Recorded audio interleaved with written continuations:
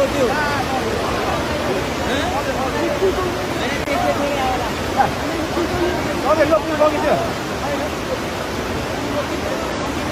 पुलै लिएर आएर सिङ्गो पुले